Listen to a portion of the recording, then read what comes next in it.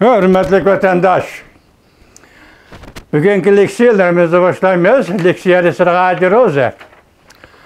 Bugün 2022 yıl 11. ayının 13. günü. 2 günden beri kompüterle çatağa vatandaş. Endi texniki iken o texnikini egallep ketemeydi ekanmiz o. Hazır on çaldı.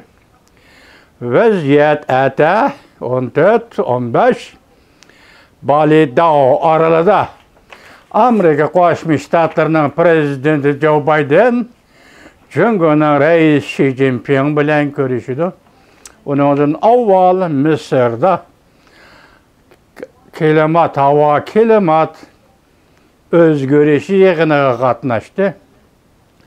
Undan keyin Kambodsjaga kelib prezident Joe Biden Sharqiy Janubiy Osiyo ellarining yig'iniga qatnashdi. O doğruda torbette kilovatkan haberle Hazır Jungo'nun arka oylisini bir gün içinde tizgillep oldu. Bir de Asyaçı NATO barlık geldi dedi. En mühimi hazır Bali Dao arıldı sözleşilen söhbet. Görüşülen söhbet. Bu söhbette görüşkenin nimelerini değişiyor. Tehi Bali Dao'yu itip gelmeyi durup Endonezya'ya Yaki reis Xi Jinping, yaki prezident Joe Biden oturda yani sel sürkülüş oldu.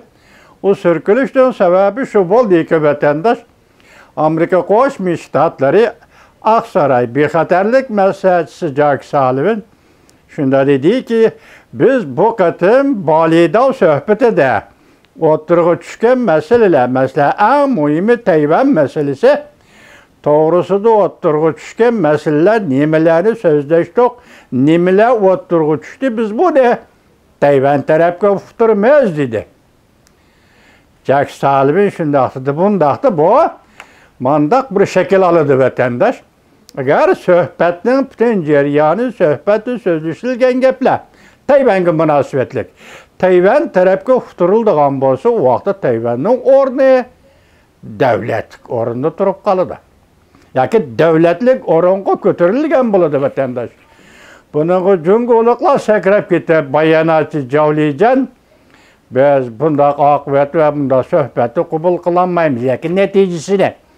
Yaki bu söhbeti Tayvan tarafga uqtirishni, netijen Tayvan tarafga uqtirishni qabul qilolmaymiz dedi. Onun degeni qaldi o Javlijanning ati söhbet başlığını. Bunun da ikki mesele Tayvan meselesini ciddi sözleşiş. Endi en mühim mesele kızıl sızık sızış. Jungo'nun kızıl sızığı nime? Amerika Qo'shma Shtatlarining kızıl sızığı nime?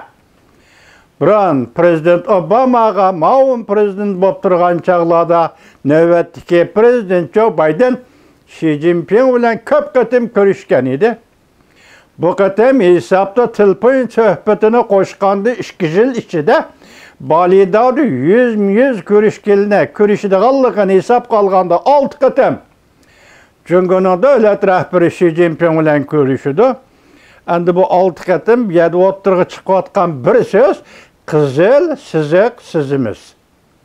Hozir markazlik qoldi Tayvan masalasi to'g'riliq so'zlashimiz dedi. Yani başka meseleler konkret mavzu şekilde oturuğa koyulmadı. Bırak başka meseleler var değildi. Bu meselelerin nimikelliği Aksaray'ın özüge ayan. Lekin hazırlığa keyfiyatın elevatkandı ötkendi tünü gün. Bir torbitide digentim. Hazırmış kalayım kançılık yok attım mı? Jungo'dan köşmelilerim var. Şinjan Uygur Abdunam Rahim'den. Müstemlike Uyguristan'dan köçmeler keçişki başladı dedi. Bunu bir Uygur medyası nemi dedi? 3000 tane maşina ve şu 3000 tane maşinaya oturup Xitay köçmeleri Kumul, Şınşışa çıgrası yetip geldi dedi. Uygur medyada ondan keyin maşinrey.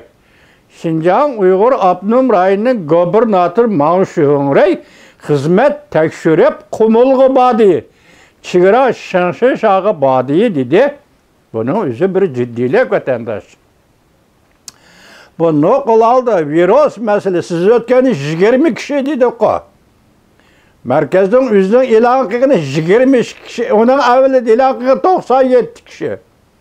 22 kişi bizler söz degende 20 kişi Olcu teretti mesela cölüyüzü naisi de Olcu naisi de bir günden içinde aç kalıp vefat bolgan 22 nefer Uygur diyen edik vatandaş. Hazır 20 kişiden başka örleş bulmadı. Çigrada hazır şanşırşa çigrasının başka özgürlüğü yok. 7. günü eçip ettik dedi, o yalgan oldu. 8. günü çigradan çıkış üçün 8 bin iven pul tapşırırsan dedi. Kalgan kısmını hakaret dedik. Bir tətəgi nispeten hakaret dedik. O şüphete kaldı. Hazır çigranın eçilgallığı, eçilmegallığı doğrusu eskanda haber yok. Reis Xi Jinping hazır nölge düşürüşte çeng durup atıdı hazırgıça. Lekin onun etrafında boşaşka, boştalı deydiğen adamlar köpüyüşke başladı. Muşalarını koşup gelgende, mesele nerede? Xitay köçmelleri çigrada keçip atıdı diyende bir yerde bir noktaya dikkat kılın vatandaş. Hazır dünyada Uyguristan'a münasebetlik buluvatkan özgürlükten nemi ekenligi, ya Xitay'nın taşkı siyasi münasebetlik buluvatkan özgürlükten nemi ekenligi, sizge tonuş, dairde tonuş, bizge tonuş, dairde tonuş, biz şunçilekli bilimiz. Lekin şu narsaga dikkat kılınlar ki, Xitay köçmelleri işinin qayerga ketayotganligini 5 qo'ldek biladi vatandaş. Çünkü hükümet, Xitay köçmelleri mi hükümet? Xitay özara, hükümet ara, yoki tashqi münasebetlerge münasebetlik, yoki ichki siyosatga münasebetlik, mush bo'lib turayotgan so'zlardan Xitoylar 5 qo'ldek xabardor. Şuna men xulos chiqarmanki, hozir Şensha chegarasi qechib kelayotgan ko'chman Xitoylar nimadan xabar topdi? Konkret aytib bermaymiz. Nima uchun Xinjiangda qochmoqchi? Konkret aytib bermaymiz. Virus masalasi bor yo'qning o'rniga 20 odam dedik-ku. Bor yo'q 20 odam dedik-ku vatandaş. Lekin Xinjiang Uyg'ur Abnum rayonini mustamlik Uyg'uristonda qamal qilish haddidan ziyoda. İnsan taqat qila oladigan, bardoshlik bera oladigan chekdan olqidi. Bir kunning ichida 22 nafar Uyg'ur och qilib halok bo'ldi desa, bu vaziyat emas, bu jangga kelayotgan ish bo'ldi. Nima uchun shuncha kontrol qildi? Nima uchun shuncha kontrol qildi hozir? Bugün endi yangi xabar, Prezident Vladimir Putinning siyosiy maslahatchisi Dokin, faylasuf Dokin shunda dediki, Prezident Vladimir Putinni jaylib etish kerak. Bu demak, Prezident Vladimir Putin ordusidagi o'zgarish, tavrash xarakterli fikrdir, vatandosh.